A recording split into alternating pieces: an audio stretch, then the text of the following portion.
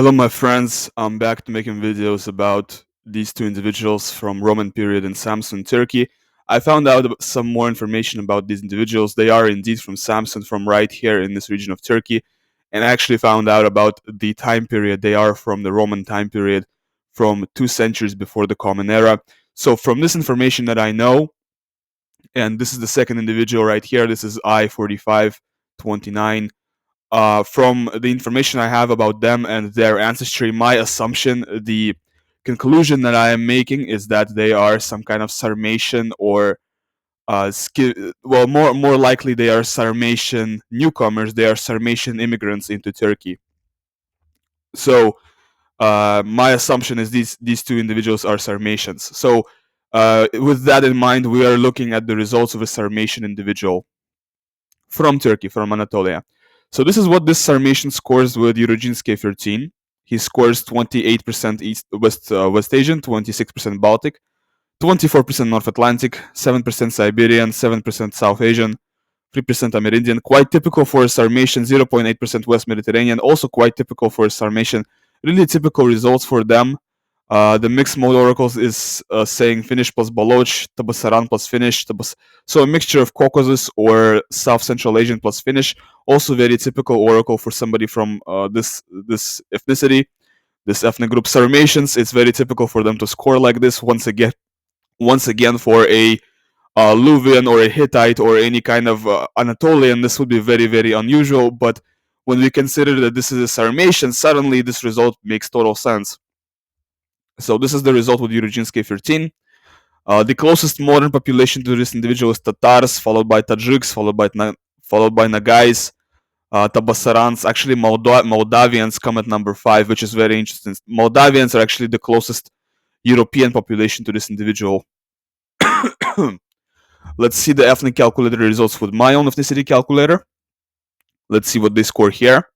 So here with 435 SNPs, they score closest to Velikent Kafkaz, to individuals from Kafkaz, so Caucasians, followed by Erfurt Jews, followed by Chimera mercenaries from Kafkaz, once again Caucasians, followed by Svaneti Georgian from Georgia, followed by Egyptian Ptolemaic mummy, low quality, followed by Turkish too, followed by Bactrians, followed by Pinarbasi hunter-gatherer from Anatolia, followed by once again Caucasian medieval Anapa, followed by medieval Afghan. Very interesting. And then the closest two-way model is a mixture of Berber and 2 French individuals. Very, very interesting. And then Egypt pre-Ptolemaic mummy plus North Germanic. So it looks like my ethnicity calculator is saying that this individual is very Caucasian or West Asian in the result. Definitely very interesting. Interesting oracle, interesting result. But of course, we'll have to look at the results with Eurasian 13. And here it is very apparent that this individual is definitely more Sarmatian and not a Anatolian whatsoever. Let's see at the Nashakot calculator results. Let's see what this individual scores for Nashakot. What kind of phenotype appearance he had. Oh, I didn't talk about the haplogroup, did I? Yes, I should mention the haplogroup, right? So for the haplogroup, his haplogroup is R1BL51. That's a very typical lineage for Western Europeans. The most common and most typical lineage for Western Europe is R1BL51, and that's what he has. Anyway, for Nashakot, it looks like he's got hazel eye color. The second most likely eye color for him, it looks like, is green. The third most likely is blue with amber center. He scores 20% for green, 20% for blue with amber center, and 42 for hazel.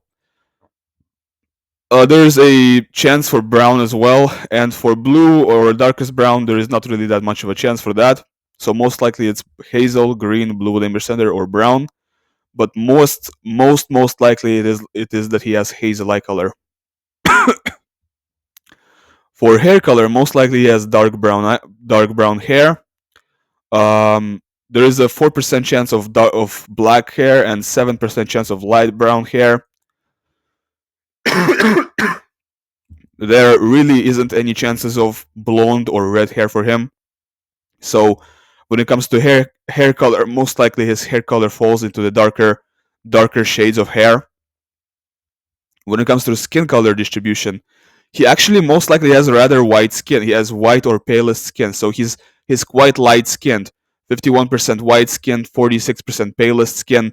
He doesn't even have olive skin tone, so he's actually quite light in terms of skin tone. That's definitely very interesting. So he's got very pale skin, dark brown hair, and hazel eyes most likely. So he looks kind of light actually.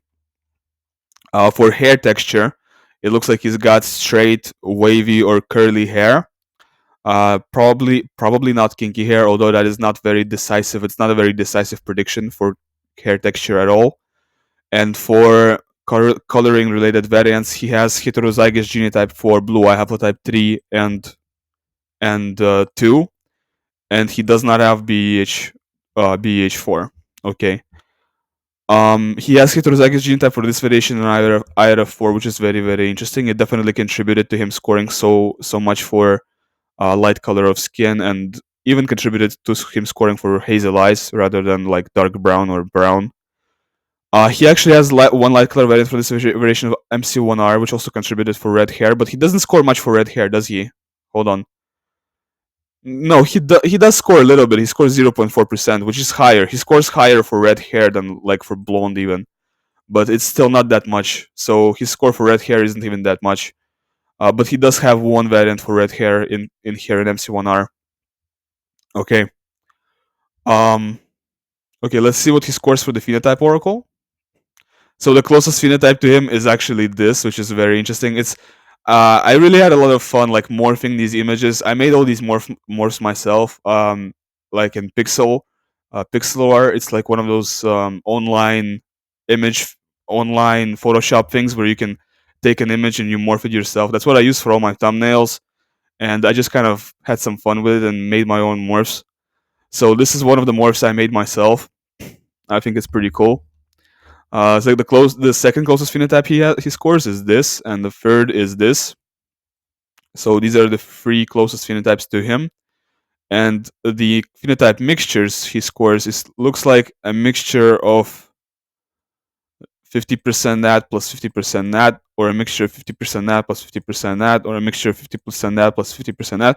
So there looks like in his appearance there's like a touch of this, whatever the hell that is, like whatever this is, it's present a little bit in his phenotype.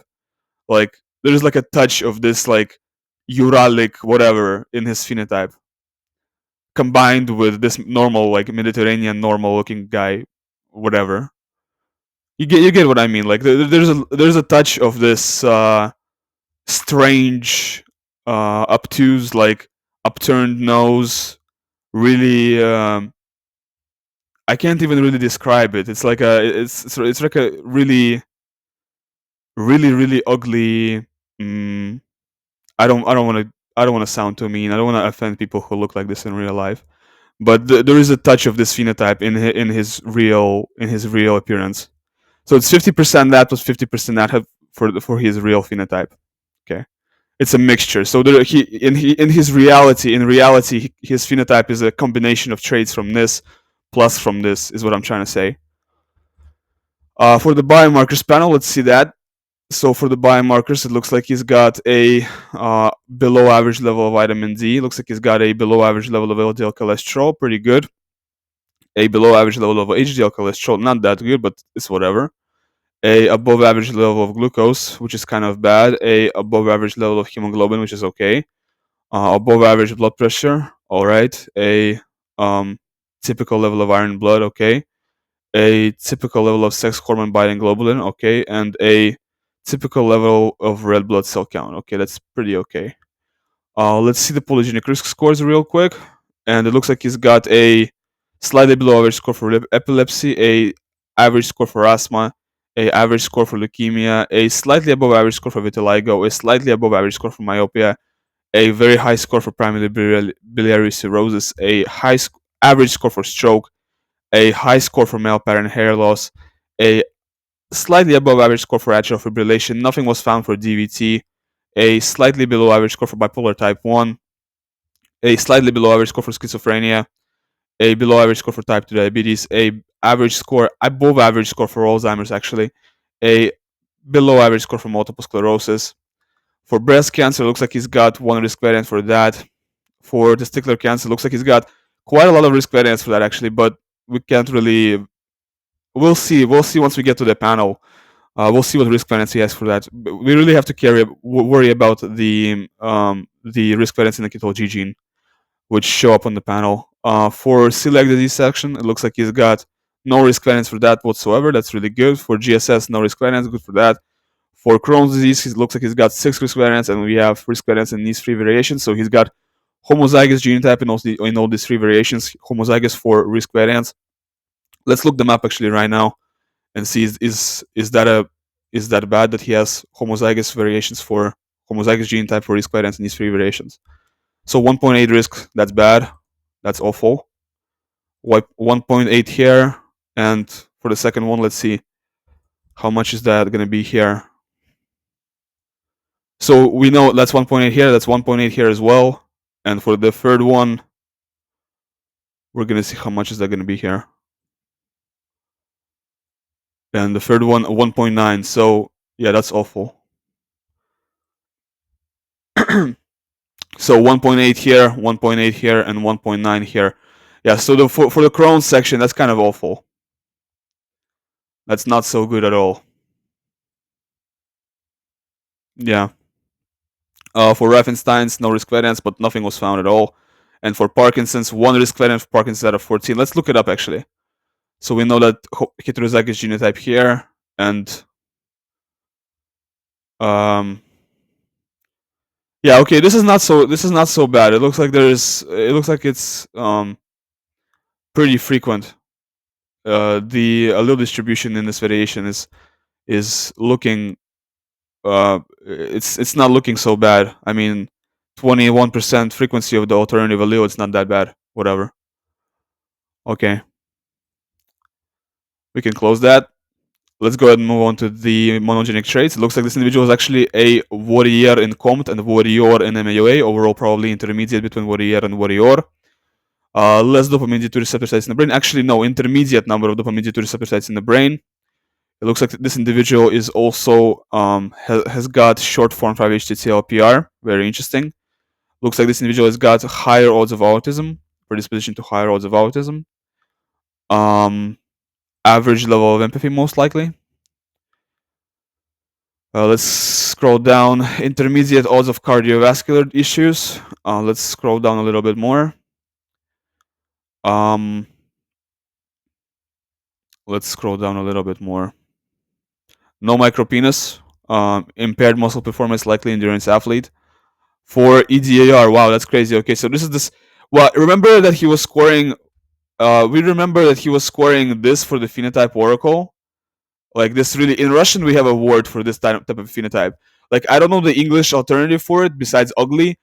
In Russian the word is всратый.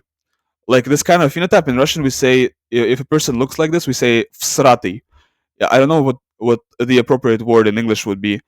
The reason he's scoring this, a part of the reason he's scoring this is because of his genotype in EDAR. And his genotype in EDAR is heterozygous, which means he has one of the East Asian alleles in EDAR's RS38, 27, 760. Because of his East Asian allele here, it definitely contributed to him scoring this East Asian facial trait. Because my phenotype oracle, it's not an ethnicity thing. It's a SNP thing. It takes into account your facial morphology SNPs, not ethnicity. That's what people don't really understand about it. It's an SNP thing. So this EDAR genotype, it has a direct effect on what you score for the oracle. So yeah. Longer mid-face length, intermediate odds of protruding nasal bridge, larger nose size, and intermediate eyebrow thickness.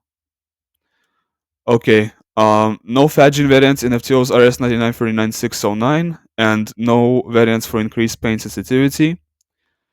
He is not an Asian flusher, lower odds of alcoholism, and normal risk of esophageal cancer. His heart risk failure due to beta blocker medications is well below the average. That's really good to see. Let's see for the alcoholism panel. It looks like his risk score for alcoholism is well below the average. That's really good once again. We wanted to see for the testicular cancer. It looks like for testicular cancer, he's actually quite good. Looks like he's got some genotypes for slightly increased risk of testicular cancer. Oh, why? Wait, no. No, he's not good. No, he's not good. No, he's not good. He's got genotypes for increased risk of testicular cancer. No, he's not good. Okay, whatever. For rare diseases and traits panel, he's got this genotype which leads to a greatly increased risk of ankylosing spondylitis. Let's look it up. Is it rare? I don't know. I've been seeing this very often. Let's look it up on OpenSNP. I've been seeing this very often, and it says that it's a 20 times something, 20 times increased risk of ankylosing spondylitis. But how can it be a 20 times increased risk when the allele frequency for A allele is 26%? That makes no sense. Let's look it up on OpenSNP. It says 20 times increased. But how can it be 20 times increased when the allele frequency is 26%? That makes no sense. No sense whatsoever. Whatever. Yeah, whatever. So, yeah, I guess it's not that rare. Whatever. Yeah, whatever. Just whatever. No comment. For male pattern hair loss, looks like he's got typical higher odds of baldness. He's got all these genotypes that increase the odds of baldness, and we remember he was scoring high for the male pattern hair loss panel. For APOB gene panel, looks like he does not really have any risk variance for familiar hypercholesteremia, so he doesn't really have to worry about his cholesterol that much. Although not really, because there's so many other variants that contribute to cholesterol besides like APOB. So this is just like a really gross oversimplification. For HLA gene panel, looks like he does not have really a predisposition to autoimmune disease based on the HLA gene, so he's got lower odds of autoimmune disease. For muscular dystrophy myopathies, looks like he does not have any risk variance for that. Really good to see. For color blindness panel, no risk variance for that. Syncope panel, based on 2 SNPs, he's got way below average odds of syncope. Really good to see. Bio traits panel, 1 copy of the hunter-gatherer, 1 copy of the farmer variant, intermediate ability to process carbs and sugars, wet ear wax, smell ear body odor, typical for non-yeast agents. Okay. Blood group panel. This is very interesting. So he's actually scoring type A blood type. Let me zoom in for you guys so you can see it better. So for the blood type, he's scoring type A at 84%. Based on his genotypes, CC and RS19007, CC and RS635634, TT in here, TG in here, basically a bunch of genotypes. Based on his genotypes, most likely has type A blood type, type B at 11%, type O at 2%, and type AB last at 1%. So most likely his blood type is type A. With this kind of a prediction, it looks like it's quite precise. I think he does have type A blood type. I'm inclined to say that he does have blood type A. He could have type B as well. Probably not type O, probably not type AB. So really, it's probably type A blood type indeed. In statistics, they have this term called alpha, which is like if the statistical probability is above 5%, it's deemed significant. If it's below 5%, it's deemed like you disregard it. So in this case, like type B is still statistically significant. It's still a percentage that you don't have to disregard. You have to like consider it. So in this case, I would say that type B, the percentage for type B is still significant. You could say, he could still have type B blood type, but for like the result for type O or type AB, I'd say I can disregard it in this case. So, what do you think about this result? What do you think about this individual? This Turkish Roman period sample. How do you think this Sarmatian found his way into Turkey? Do you think this is an early Turkic individual? Why does he have EDAR? Why does he have East Asian EDAR? Why do you think he looks so ugly? How do you think he had trouble finding a partner looking this way? I'm just kidding. I'm sorry. Anyway, thanks for watching. Leave a like and subscribe. Of course, you can download this file in 23andMe format from the link which is in the description of the video. And of course, I would really appreciate it if you bought my tools, which I use in all my videos. I demonstrate them in all my videos from link which is in the description of the video. Thanks for watching. Goodbye.